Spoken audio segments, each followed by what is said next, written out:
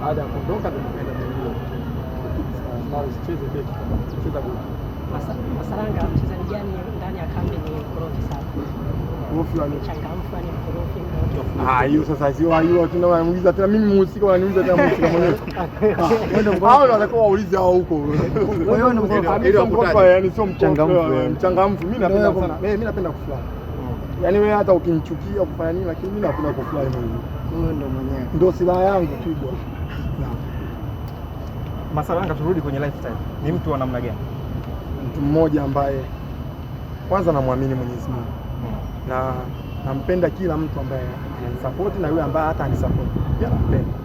Na ni mtu mmoja ambaye nipo tu wa kawaida. Yaani simlingii mtu wala ukuti nikimdharau mtu siwezi.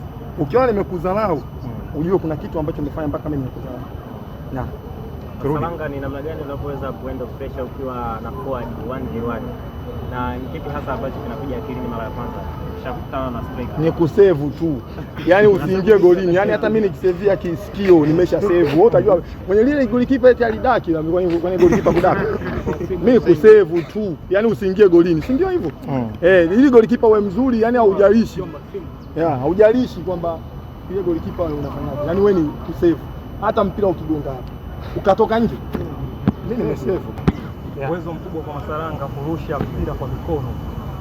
Uwezo huu mimi nashangaa sana kuniambia kwamba na uwezo wa kurusha. Mimi naona sina uwezo wa kurusha. Sasa hivi nimepungua kidogo. Zamani ndo nilikuwa narusha sana.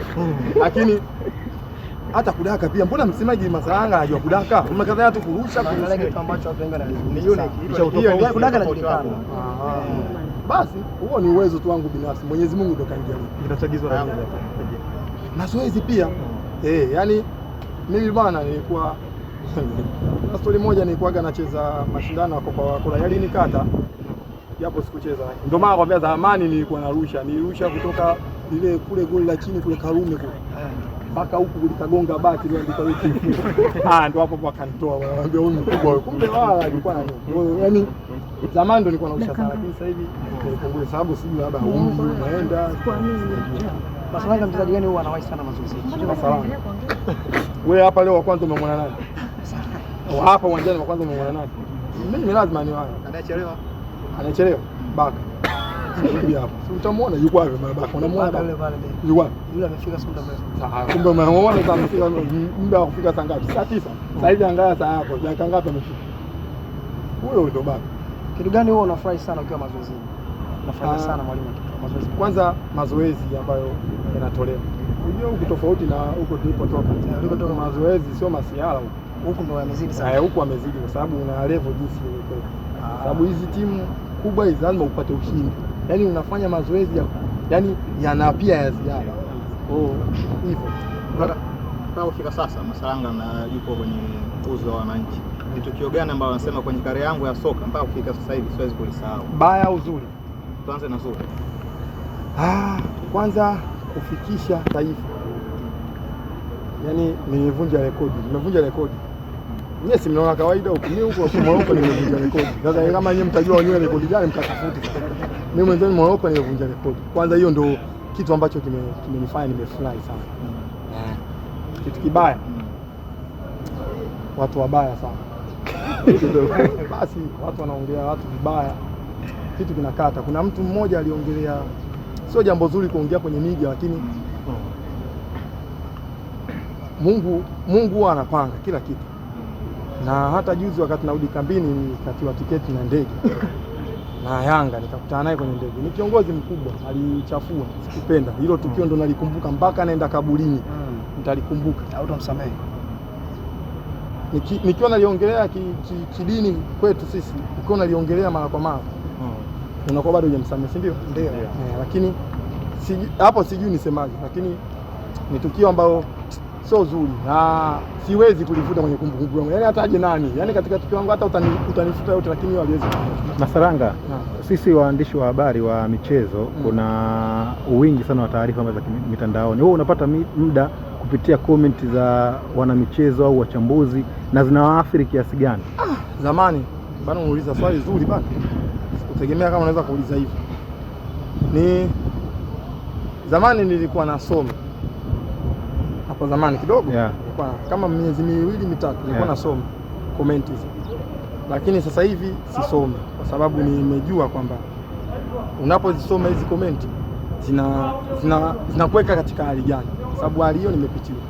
Kwa wachambuzi sasa, utakuta kuna wachambuzi wanatoa zile ni opinion, so fact, kwa sababu mtu akiwa anamuelezea mchezaji sio kama ni fact, anaweza akawa ameelezea tukio moja tu. Nyie kwenu kwa wachambuzi wa soka inachukua nafasi gani kama wachezaji kwa wanasema mchambuzi fulani wa media fulani akiwa anaongelea timu fulani anaongelea negative, kwenye kama wachezaji huwa mnachukuliaje? Yaani watu zinawauma sana.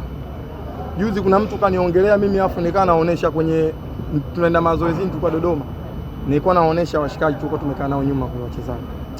Yaani unaona jinsi gani watu wanavyoumia. Yaani naongelewa mimi lakini kuna watu wanavyoumia. Da. Sasa mtu mpaka anakuongelea hivi. Eti Masalanga baada ya kusajili Masalanga ndio watu Yanga nakosa shoot on target. Kweli. Mimi ni hivi kweli. Yaani unajua kuna vitu vingine vya kuchekesha lakini wewe unafikiri unajisikiaje? Yaani mimi baada ya kusajiliwa Yanga ipate shoot on target mimi nafunga. Ukija kujiuliza ni maswali mengine lakini kwa wale mwingine sio kama hivyo unaacha tu, lakini sio vizuri. Yaani sio nzuri kama huwezi kuongelea kitu au huwezi kuongelea mtu, bora ungenyamaza tu. Mchambuzi waachie watu ambao wanaweza kuchambua wakachambua vizuri. Masalanga, save ipi ambayo unaikumbuka kwenye career yako ya soka? Ni save unapiga vizuri sana. Mimi save ninazo nyingi sasa. Wakati niko Ruvu nilikuwa napiga save. Wakati niko Ruvu ndio golikipa nilikuwa na save nyingi msimu ule. Ndio nanunuliwa kutoka Ruvu naenda EF. Ambapo EF ndio ikaenda kununuliwa ikaanza. Wakati huo nilikuwa napiga save kaka nyingi. Sasa siwezi kuanza kuzisemea zipi, lakini save moja ambayo naikumbuka kubwa save ya timu yangu hii sasa hivi. Daka penalti wao jamani, mng'ang'ania kabisa penalti yake. Sijui mchezaji gani mimi simkumbuki, lakini hiyo ndio save yangu bora mpaka leo. Na unakumbuka kama ile save nilivyo save nimedaka penalti kama kawaida nikarusha tukapata goli la ngapi? Kwa la pili ile. La pili tukawafunga. Ni mshambuliaji gani ambaye alikuwa tishio kwako? Mshambuliaji.